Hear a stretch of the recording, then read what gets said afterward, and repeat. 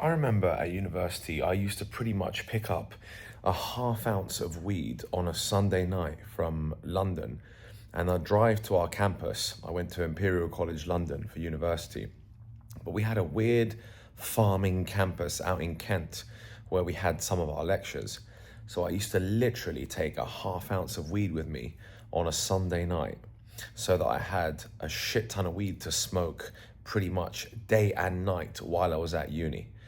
Now, I attended about 5% of lectures throughout the whole 3 years that I attended college. They call it in America. In England, we call it university, uni, whatever. But I literally went to 5% of lectures at university. What a fucking waste of money. I can't believe I spent that kind of money.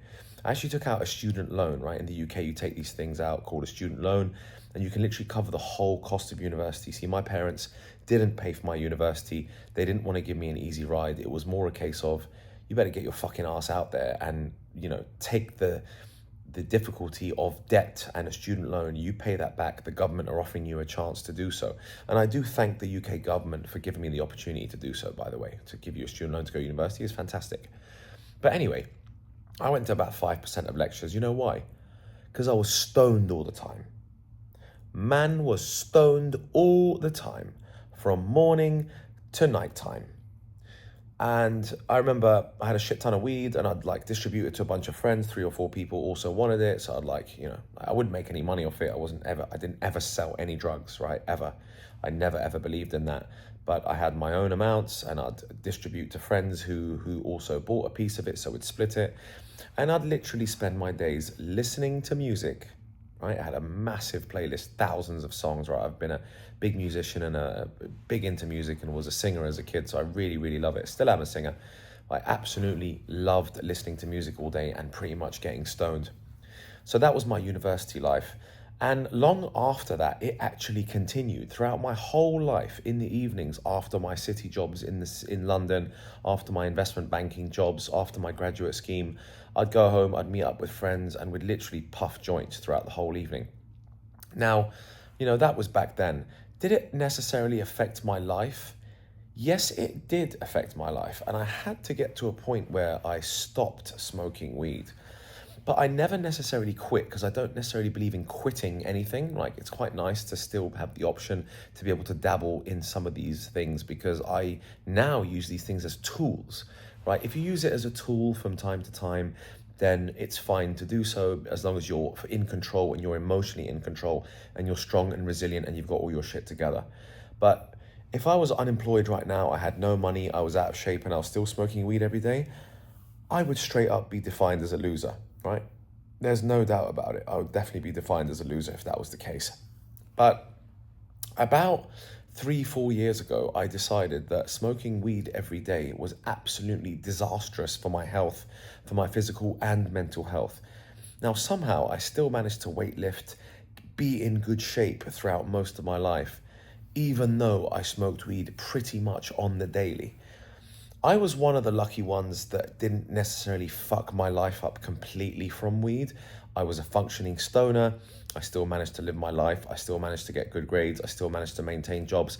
But that didn't necessarily mean that I was able to flourish within my career and within my jobs. Probably because I was stoned all the time and I was lazy and I was always looking for the fastest way to do things.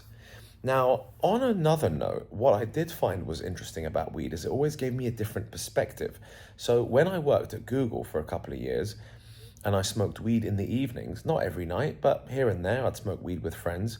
It really started making me think deeper about concepts and businesses that I could start and things that I'd come across during the day at work. And when I took a hit of that weed, I was like, yo, wait a minute, that client's actually building a fucking cool affiliate business. Maybe I should do something like that. So what I found it very interesting about weed is it gives you a different perspective on life and you get to think from a different angle, not from your normal sober mindset where you're just pretty occupied and you're just getting on with your day and all you can see is just straight and you don't look at life from any other angle. But I realized that the laziness was stopping me from really achieving my potential. So I had to stop about 3, 4 years ago.